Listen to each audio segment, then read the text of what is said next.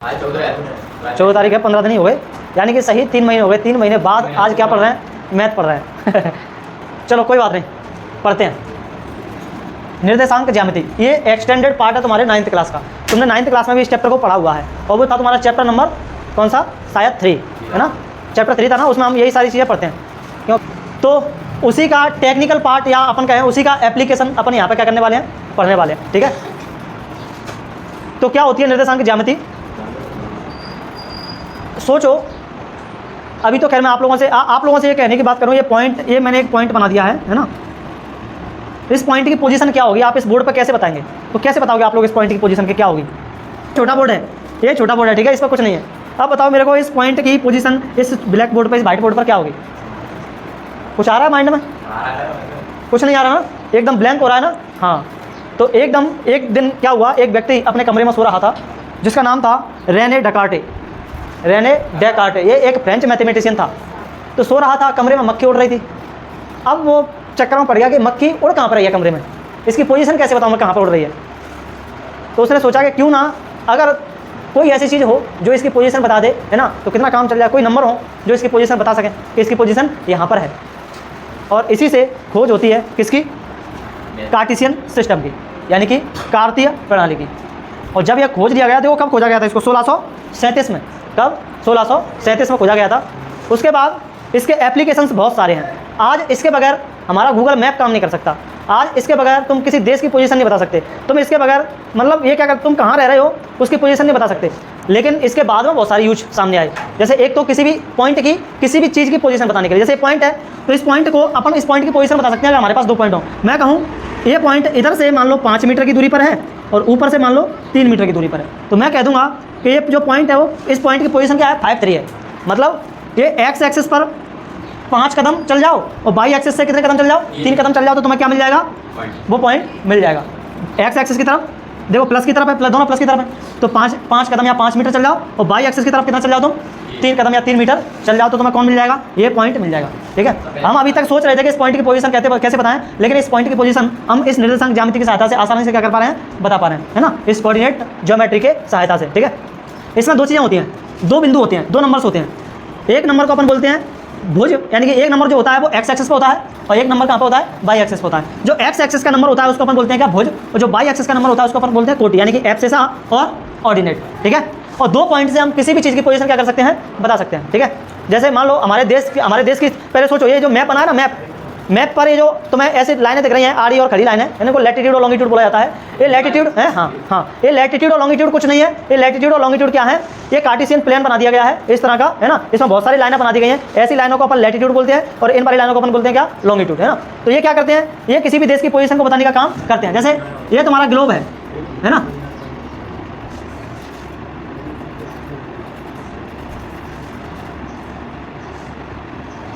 ये 0 डिग्री है ना, 0 डिग्री लैटिट्यूड है ना। लेटी हुई लाइन को लैटिट्यूड बोला जाता है, खड़ी हुई लाइन को लॉन्गिट्यूड बोला जाता है, ठीक है। ये 0 डिग्री का है लॉन्गिट्यूड, है ना।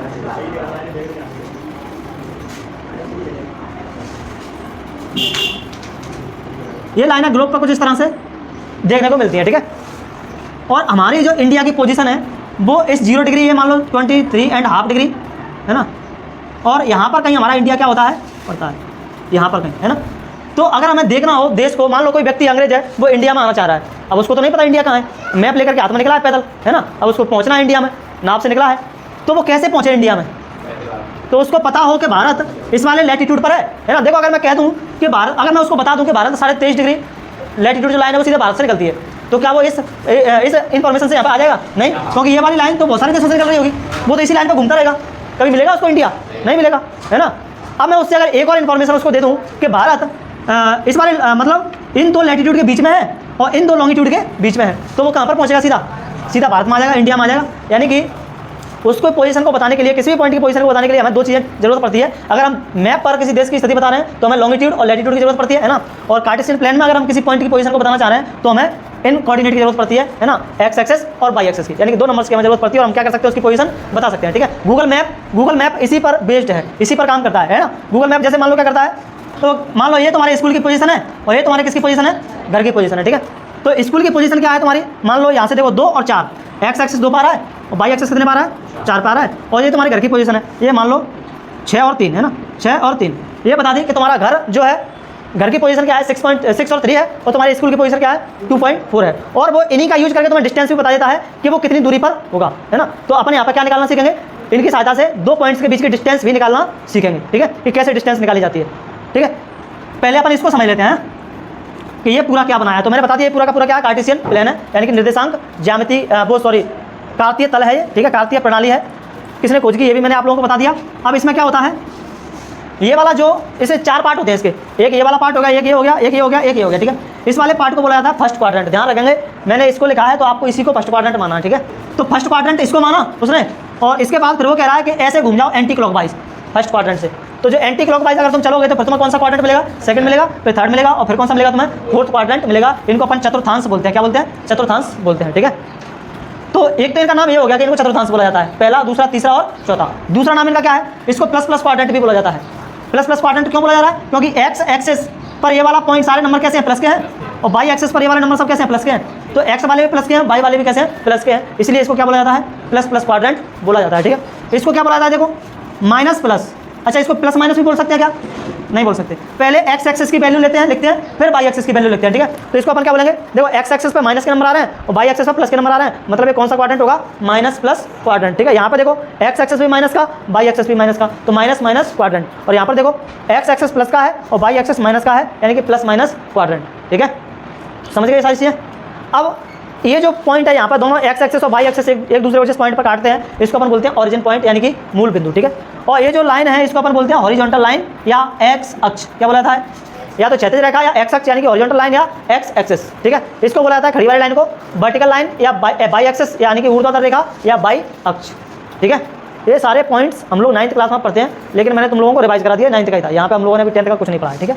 अब अपन पढ़ना शुरू करते हैं, लेकिन उससे पहले थोड़ा सा वार्म अप कर लें अपन, आपका 9th का थोड़ा सा और रिवाइज करना पड़ेगा। अगर मैं आप लोगों से कहूँ, देखो मान लो मक्खी गई पहले कहाँ पर, इस पॉइंट पर, और यहाँ से उड़ के चली गई कहाँ पर, बी पॉइंट पर। बी कहाँ है, ये रहा बी, इस पॉइंट पर आ गई मक्खी उड़ करके, है ना। तो मक्खी कितनी उड़ी, ये भी रेने डकार्टे भाई साहब बता के गए कि तुम 2 पॉइंट के बीच की दूरी भी क्या कर सकते हो, इस कार्टेशियन प्लेन की सहायता से निकाल सकते हो। और यही हमारा इस मतलब 7.1 में हमें क्या करना है, पढ़ना है, यानी कि हमें डिस्टेंस निकालना सीखना है, 2 पॉइंट्स के बीच की दूरी, ठीक है। तो सीखते हैं फिर अपन, लेकिन पहले उससे पहले उसका अपन फॉर्मूला डिराइव कर लेते हैं कि फॉर्मूला कैसे आएगा इसका। तो रेने डकार्टे भाई साहब की मक्खी इस पॉइंट पर बैठी थी और इस पॉइंट पर उड़ के चली गई थी, ठीक है। तो देखो यहाँ पर बैठी थी मक्खी पॉइंट ए पर, कहाँ पर चली गई, पॉइंट बी पर। इस पॉइंट के जो कोऑर्डिनेट होंगे वो क्या होंगे, जरा बताओ मेरे को, x1 y1 होंगे कि नहीं होंगे, और इस पॉइंट के जो कोऑर्डिनेट होंगे वो क्या होंगे, x2 y2 होंगे कि नहीं होंगे, ठीक है।